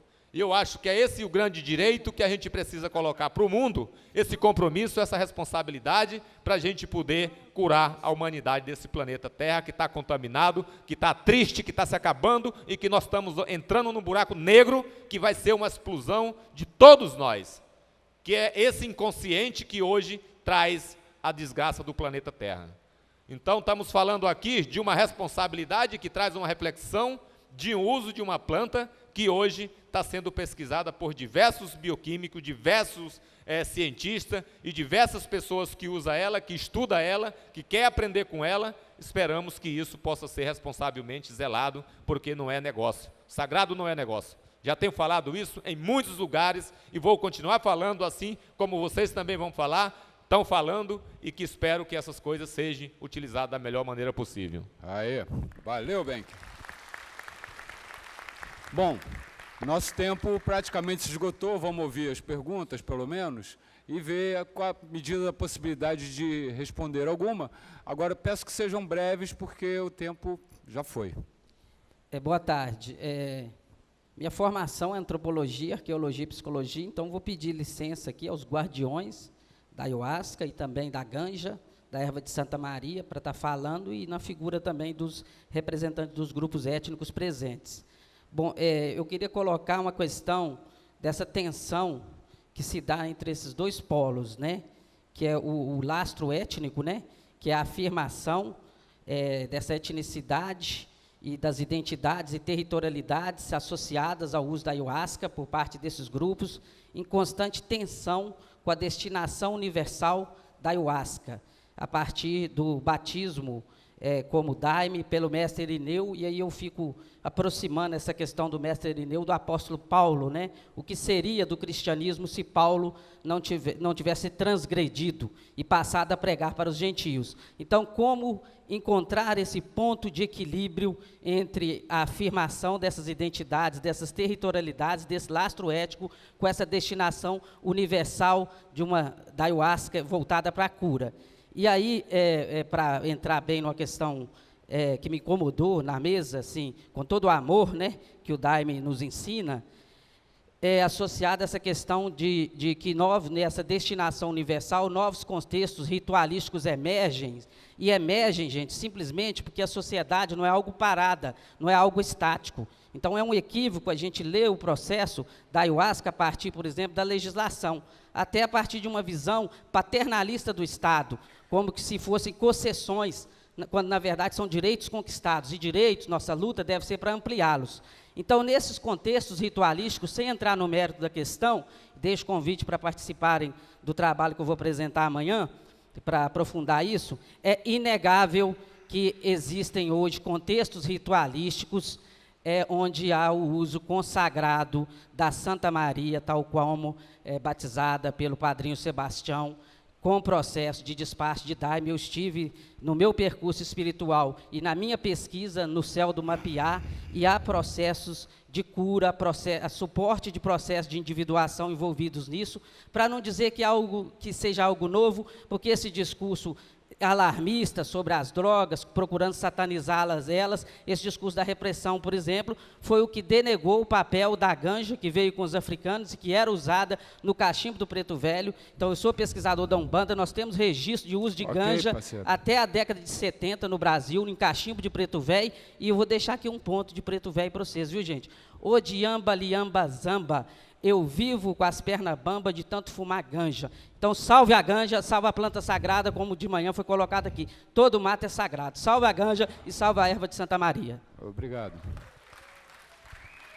Eu queria fazer uma pergunta. Sim. Uma provocação para manter a minha tradição com o meu amigo Luiz Felipe Belmonte. é sobre essa circularidade entre legitimidade social e legalidade. Então, dizer que uma coisa é legal e, portanto, ela é legítima, e uma coisa é ilegal e, portanto, ela é ilegítima, pode acabar levar a gente numa espécie de curto-circuito, porque uma coisa que era ilegal pode passar a ser legal e, a partir daí, ela ser legítima. Então, a comparação cannabis-ayahuasca, eu queria saber como você vê o caso, por exemplo, das pessoas que tomam ayahuasca na Europa, nos Estados Unidos, onde é ilegal. Então, esse uso ilegal da ayahuasca nesses países é uma coisa desrespeitosa e problemática, assim como é o uso ilegal da cannabis aqui. Não sei se você entende. Então, a gente deveria não consumir a ayahuasca onde ela não é legal. Deveríamos, então, somente consumir a ayahuasca onde ela é legal. E aí, como que anda o processo de atualização da legalização? O último boletim que você quiser compartilhar com a gente sobre as suas batalhas sobre a legalização da UDV fora do Brasil. Se você puder compartilhar alguma coisa. Ok, obrigado, Bia. Por favor. Mais alguém vai fazer pergunta? Eu queria fazer logo todas para a gente poder fechar aqui por causa do adiantado da hora. Não tenho uma pergunta, tenho um comentário, posso fazer? Sim. Eu sou espanhol, vou tratar de falar em português, espero que vocês possam compreender-me. Eu sou espanhol, eu moro desde há 10 anos na Amazônia colombiana. Minha mulher é indígena, meus filhos também. Eu faço pesquisa com ayahuasca em Peru. Eu gostei muito da intervenção de Cosmo, foi muito emocionante, mas também foi muito mala para esses indígenas que você não gosta de que eles vendam o ritual. Eu compreendo esse sentimento. Eu acho que eu tampouco gosto muito disso. Mas eu quero também compartilhar com as pessoas aqui que a situação dos povos indígenas da Amazônia é uma situação crítica, é uma situação muito difícil. Eu quero dizer que neste momento nós estamos em terra indígena, porque toda América é terra indígena, toda América, América del Norte, América del Sur.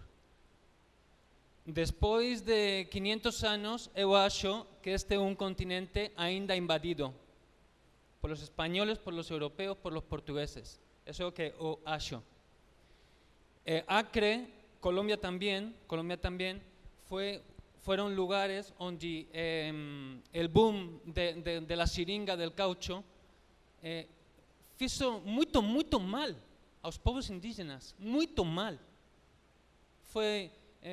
Vou fazer uma brincadeira. Vocês têm visto esas películas de zombies, esas películas de epidemias, de muerte, de esclavitud. Isso é a Amazônia. Isso foi a Amazônia. 4 siglos, 5 siglos. Então, comercialização de ayahuasca, não gosto, mas onde está que eles podem casar? Onde está que eles podem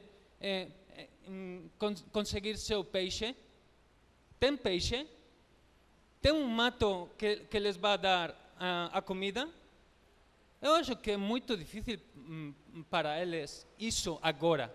Eu acho também que tem muitas pessoas da sociedade blanca, da sociedade ocidental, para que eles entrem no sistema ocidental capitalista.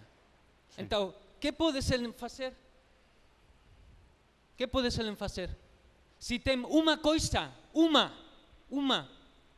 que a los ocidentais les gusta, que é o xamanismo, que é o ayahuasca. Se eu fora eles, eu venderia. Porque eu tenho filhos, porque eu quero que meus filhos vão à universidade, porque não tem outra opção, Isso eles, o Estado, a televisão, isso é que eles estão dizendo todo o tempo. Então, eu não gosto de comercialização, mas temos que ter temos que ter uma compreensão mais ampla do problema dos povos indígenas, eu acho. Obrigado. Ok, obrigado.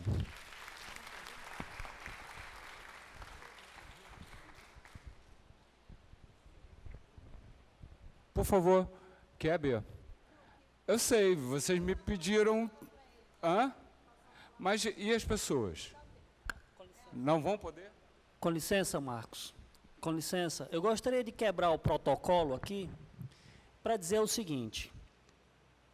Os nossos queridos amigos que foram muito bem recebidos do ICERES aqui na nossa terra, para realizar essa conferência mundial, por 2 momentos, se utilizando de mecanismos protocolares, procuram silenciar as comunidades tradicionais da ayahuasca no Acre. Ontem nós tivemos uma mesa importantíssima e não foi possível fazer o debate. Hoje nós estamos fazendo uma mesa importantíssima e o debate é castrado. Então eu pediria um pouco de paciência aos nossos queridos amigos do ICERES, para que nós pudéssemos ouvir as comunidades tradicionais da ayahuasca, que elas pudessem, os membros aqui nesta mesa, pudessem se pronunciar livremente. Porque senão não tem legitimidade um encontro como esse, na terra do mestre Irineu, na terra do mestre Daniel, e na terra por onde passou o mestre Gabriel, onde os membros das comunidades tradicionais da ayahuasca não possam fazer uso livremente da palavra. Então eu peço, por favor, que a organização do evento respeite a nossa terra e possa dar voz às comunidades tradicionais da ayahuasca aqui presentes. Muito obrigado. Eu, pelo menos, penso diferente disso. Os horários têm tentado ser cumpridos em todas as mesas, inclusive na nossa. Então, acho que uma coisa é uma coisa, outra coisa é outra coisa. Mas eu queria, em respeito às pessoas, pelo menos ouvir a posição de quem está na fila, e a gente faz as conclusões finais aqui e pronto. ¿Puedo solo, por favor, desde ICERS, ha habido una acusación que ayer no se dejó tener un debate? Sim, sim. Yo estaba aquí presente. Hay unos tiempos, y son los tiempos para todo el mundo, iguales. No tiene que ver que fueran las mesas, daba igual quién estuviera hablando. Se podía debatir 20 minutos y luego había 10 minutos de preguntas. La gente que subió aquí habló más de 30 minutos y se acabó el tiempo. Não, perdão. Nada personal. Perdão. O tempo foi 20 minutos cada um e nós perdemos o tempo do debate por conta de uma questão que precisava ser esclarecida pela organização. Foi isso que aconteceu. Eu marquei o tempo aqui de todo mundo. Então, não se trata disso e não acho que a gente deve polemizar sobre essa questão de tempo. Seria uma perda de tempo. Eu só queria, em respeito às pessoas, garantir a fala das pessoas. Por favor, os dois, quantas pessoas estão aí? 1, 2, 3, 4. 3 pessoas. Eu só queria que essas 3 pessoas fizessem seu posicionamento rápido para que os nossos debatedores tivessem 1 minuto cada um para fazer a conclusão do seu pensamento, até porque foi dito aqui coisas que não foram ditas na mesa. Não ouvi nessa mesa e em nenhuma outra mesa até agora dessa conferência, nenhum posicionamento contra a cannabis, contra a peiote, contra o que quer que seja. Só a defesa da ayahuasca. Então, também não vou permitir uma distorção dessa. Por favor. Vou procurar ser breve. Quem produz ayahuasca sabe que tem um custo. Esse custo para o dever é diluído com os associados. Esse custo para o Daime também. Para Barquinho eu não tenho muito conhecimento. Mas na UDV também tem bingos, tem algumas coisas que eu já frequentei lá e eu sei mais ou menos. Então, toda produção de ayahuasca tem um custo. Eu produzo ayahuasca e a minha é muito custosa. Eu quero perguntar para quem está aí direcionando, como é que se dilui esse custo? Os indígenas estão procurando diluir esse custo ali, porque eles não têm associados aqui para diluir, como tem a UDV. A UDV teve um amparo, alguém falou aqui, em milhões de dólares para ter a legalidade lá. É muita grana, milhões de dólares. Então, tem um custo.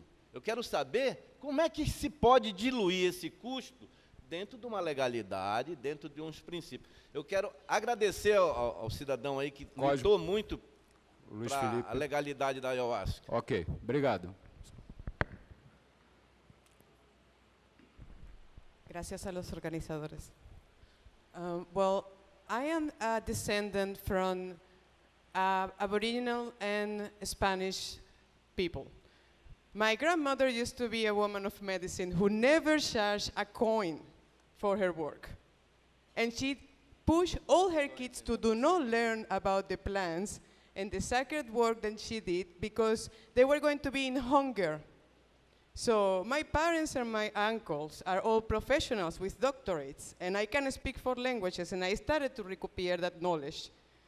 But it's very easy to say that Aboriginal people or traditional people is trying to commercialize when we don't have the consciousness. And until no long time ago, my grandmother could drink the water from the stream and could fish her food, as her parents did. Now that's not possible for many people. Now the transport costs a lot of money. Now there are so many things and necessities that are not covered by the jungle because of the contamination. Then we create to have all these beautiful things around us. So how do we want these people to provide their medicine for absolutely no cost? How do you want these people to keep surviving and actually be able to keep transmitting all the knowledge that they have? There is commercialization of ayahuasca, and we are very sad about it. I know people in the United States that charge $1,000 for a night of ayahuasca. I know people in Australia that charge $800 for a weekend of ayahuasca. It's a very sad thing is happening in the world. But we also need to be very conscious to charge the communities, the people, the original people of these lands for their medicine, because their medicine is not for free for them. Their lives are entreated by the contamination and by the ideas of ownership that we bring to their lives. So I just call that consciousness. Ok, thank you. É o último. E aí passamos às considerações finais. Eu vou ser bem rápido, não sei se vão ter tempo de responder, mas na verdade eu gostaria de perguntar aos senhores representantes das principais linhas, né, religiosas do uso da ayahuasca no Brasil, se vêem espaço na regulamentação do uso da ayahuasca também para usos não conectados à religião ou ao xamanismo tradicional, com responsabilidade, mas digamos num uso de autoconhecimento, de expansão vital. Pode haver espaço para isso? O que é o limite? O que não pode mesmo? Ok, muito obrigado. Então, eu vou passar a palavra para os nossos palestrantes, na ordem inversa da apresentação, e pedindo já que eles já façam suas considerações para a gente poder encerrar, tentando contemplar as questões que foram colocadas. Por favor. Eu temo que 1 minuto seja absolutamente insuficiente para eu responder minimamente a questão. Mas vou responder de forma bastante objetiva. Em primeiro lugar, a questão do custo. Seja aborígena, seja índio, seja o que for, o custo é absolutamente razoável e vai ser usado, se tem que dividir por 5, é por 5, se for por 5 mil, é por 5 mil. Entende? O que a gente está falando não é do uso, é do abuso. O que está fazendo não é o objetivo de custear, é do objetivo de ter lucro. Nós temos gente vendendo chá, copo do chá, lá no Japão, por $500. Entende? Então, tem coisas que têm seu limite no chamado bom senso. Tem coisa que não faz sentido. É só isso, tá? Eu respeito as outras coisas. Quanto à questão da legalização, eu deixei muito clara a minha posição. Eu sou antiproibicionista, eu acho que as pessoas têm que ter discernimento nas coisas. Eu acho que se deve ter campanhas educativas e não campanhas repressivas. Agora, eu não concordo é de misturar discurso cannabis com discurso vegetal, com discurso chá. Cada coisa em seu lugar. Nós temos caso de cura, lá temos, e temos muito caso de gente doida. Muito caso de gente doida porque mistura as coisas. Eu conheço as duas profundamente. Profundamente até não diria, seria um exagero. Mas eu conheço bem. Conheço o suficiente para dizer cada coisa em seu lugar. Quem quer fazer, faça e arque com a responsabilidade. Carta de princípios, 3 princípios. Primeiro, tenha uma identidade própria e responda pelo que faz. Segundo, não comercialização, não objetive lucro. Terceiro, não misture com aquilo que não deve ser misturado. Legalização, estamos trabalhando pela ligação, mas acontece o seguinte, Bia, eu precisaria de pelo menos 20 minutos para explicar isso. Agora quero dizer o seguinte, respondendo e já concluindo. A questão, lá na Europa, muita gente está usando chá. Objetivo principal, terapia. Por quê? Porque há uma não religiosidade na Europa por descrença com as religiões. Nós temos na República Tcheca 70% de ateus. As igrejas são usadas para concerto, porque não vai ninguém. Por quê? Desmoralização das religiões. Por misturas, por desvios, por irresponsabilidades. Por isso nós defendemos o uso responsável e a referência de bom uso, para que as igrejas se mantenham como igreja, religião como religião. Então é preciso muita cautela. Se alguém quer trabalhar de outra forma e traz benefício, parabéns, muito bem. Agora respeite o uso tradicional e não misture as coisas. E vamos deixar a coisa cada uma em seu lugar. A legalidade há de chegar a cada tempo e o reconhecimento do que é legítimo e do que é legal a cada tempo. Não houve muitas questões, na verdade houve muitas considerações, então eu serei breve. Essa questão da comercialização é realmente um assunto bastante delicado e nós não temos tempo suficiente, nem temos respostas corretas, talvez absolutas, para dar acerca desse assunto. É um problema que nós vamos ter que lidar ao longo do tempo. Fato é que o desvirtuamento do uso tradicional da ayahuasca, que a ayahuasca tradicionalmente não é uma religião de massas. Quando se iniciaram os primeiros estudos pelo governo brasileiro, foi reconhecido que aquelas comunidades tradicionais que produziam ayahuasca batiam o jagube na marreta, era um processo artesanal, e dificilmente conseguiriam produzir ayahuasca para além das suas próprias comunidades, né? Não se vislumbrou que no futuro far-se-ia a ayahuasca em escala industrial, por meio de trituração do cipó com máquinas potentes. Hoje nós temos um processo comercializado da ayahuasca, e nesse sentido, grandes responsáveis, são a boa parte dos responsáveis, ou a maior parte dos responsáveis por essa comercialização, criaram um mercado e produzem ayahuasca sem ter como diluir os custos, porque se produz ayahuasca sem uma religião, sem uma tradição indígena, sem uma comunidade para consumir, que deve colaborar com a produção dessa ayahuasca, está fazendo ayahuasca para quê? Para vender. Ué, se está fazendo ayahuasca para vender, obviamente você vai ter que diluir o custo, vai ter que cobrar um preço, obviamente. A questão é que, no Brasil, o comércio não é permitido. Essa que é a questão. Não estou discutindo fé, não estou discutindo crença. Então, o desvirtuamento do uso tradicional, a expansão desenfreada, a comercialização traz consequências para as tradições e traz consequências para a sociedade como um todo, porque nós corremos um risco, em face desse uso exagerado e fora de parâmetros mínimos de controle, de ter um retrocesso no sentido proibicionista. Acho que não tem que ser proibido a ayahuasca, e acho que tem que ser discutido com muita cautela e muita prudência o antiproibicionismo em relação a outras substâncias. Isso aqui não está em debate, outras substâncias. Estamos falando de ayahuasca. Mas nós temos hoje gente explorando menores para produzir ayahuasca, temos processo na Justiça do Acre, trabalhista, de famílias que estão buscando direitos trabalhistas porque não estão recebendo pelo que estão fazendo. E temos uma série de questões complexas com relação a essa produção da ayahuasca, que está sendo comercializada e utilizada em contextos, muitas vezes, fora do âmbito religioso e sem a contrapartida da responsabilidade. Essa é que é a questão. Que quando os problemas acontecem, não são aquelas pessoas que produzem sem a responsabilidade estatutária, sem a responsabilidade formal, social, que vão responder por isso. E nem vão publicamente se explicar.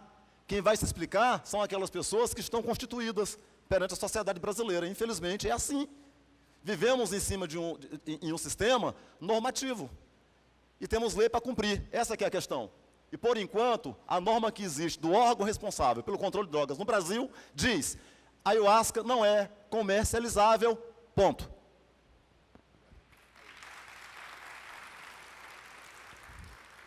Eu vou procurar ser extremamente pontual em cima daquilo que é central aqui na nossa mesa.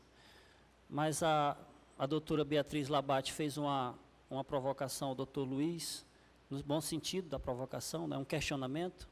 E eu peço licença para intervir nessa questão, acerca da legitimidade e da legalidade. quem nos ajuda a entender essa relação entre o legítimo e o legal é William Hegel, no seu texto A Fenomenologia do Espírito, onde, apesar dele não abordar sobre a expressão legitimidade, essa relação, ele aborda sobre a perspectiva do real e o necessário, entre aquilo que é legítimo e aquilo que é legal. E ele faz uma análise do processo da monarquia francesa e da Revolução Francesa, onde ele analisa que o Estado francês,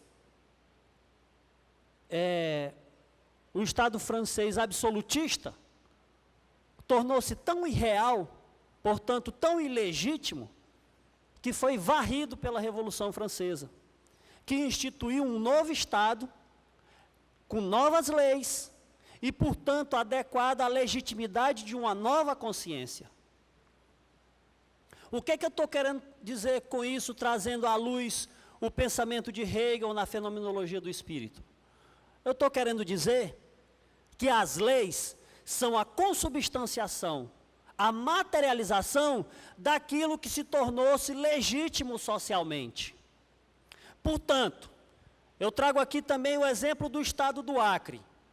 Se aqui nós temos um Estado, um aparelho estatal, que reconhece as religiões tradicionais da ayahuasca, que tem um ordenamento jurídico que reconhece essas religiões como necessárias e legítimas, como pertencente à cultura do povo acreano, onde os seus mestres são homenageados na Assembleia Legislativa com títulos de cidadão acreano, quando as suas organizações tradicionais têm presença, assento nos espaços da estrutura estatal de poder, isso se deve a uma prática social que foi sendo construída ao longo da história do Acre, que se confunde com a história do povo acreano e que, portanto, adquiriu legalidade e legitimidade. Então, a legalidade não provoca, não torna algo legal, até porque existem leis que são absolutamente ilegítimas. Mas é o uso histórico e social que dá legitimidade para que as leis se instituam. É isso que nós estamos falando. E o uso desvirtuado, as práticas desvirtuadas, as práticas que são condenadas pelo conjunto da sociedade, tornam-se ilegítimas e, portanto, objeto do rigor da lei, da condenação da lei.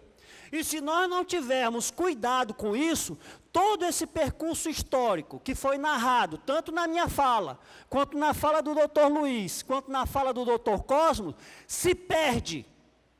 E nós tornaremos de uma religião, de um uso legitimado e reconhecido pela sociedade, com um uso ilegal e ilegítimo reconhecido pela sociedade. Então, aquilo que se demorou 100 anos para construir, nós podemos perder em 1 segundo, por conta de práticas irresponsáveis. É disso que nós estamos falando aqui. É disso que nós estamos falando. Por último, o nosso companheiro que tratou aqui sobre a questão do problema do custo, e ele disse assim, falou da linha do mestre Irineu, falou da linha do mestre Gabriel, eu disse assim, eu não sei dizer com relação à barquinha. Eu quero dizer ao meu amigo que eu também não sei dizer em relação à barquinha. Mas eu posso falar do ponto de vista da casa do mestre Daniel, do Centro Espírita e Culto de Oração, Casa de Jesus, Fonte de Luz. Sob a nossa perspectiva, tudo que é ação humana tem um custo. E o custo é o trabalho social. Portanto, o Daime, como resultado da ação humana para a sua produção, tem um custo. E o custo é o seu trabalho social. Agora, eu quero dizer ao meu amigo e a todos os meus ouvintes,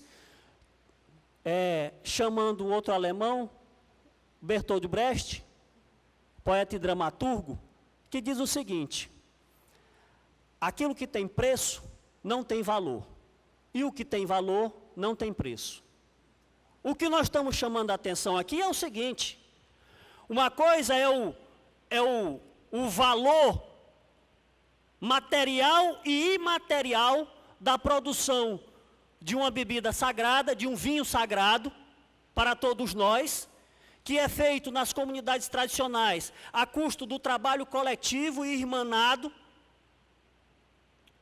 Esse processo imaterial e material é de absoluto valor. E como disse o Dr. Cosmos, isso não tem preço, não tem como quantificar em moeda este valor. Outra coisa é o uso que as pessoas estão fazendo, comercializando, profanando uma bebida sagrada, que implica inclusive esse uso industrial que tem feito as pessoas serem levadas pela ganância a cometer crimes ambientais, como recentemente nós fomos vítimas numa das regiões de plantação e de preservação ambiental nossa, que foi invadida e roubaram toneladas de cipó para serem comercializados nos centros da Europa. É isso que conduz à comercialização dessa bebida sagrada. E isso é absolutamente condenável sob todos os aspectos. Nós não podemos compactuar com isso. Agora, tudo começa de forma muito ingênua, escondido por trás do argumento de que, olha pessoal, tem um custo de produção. Um argumento ingênuo, mas absolutamente danoso sob todos os aspectos. Então, é a essa questão que nós estamos chamando a atenção aqui nessa mesa. Todos nós. Obrigado pela atenção e desculpa se eu me excedi.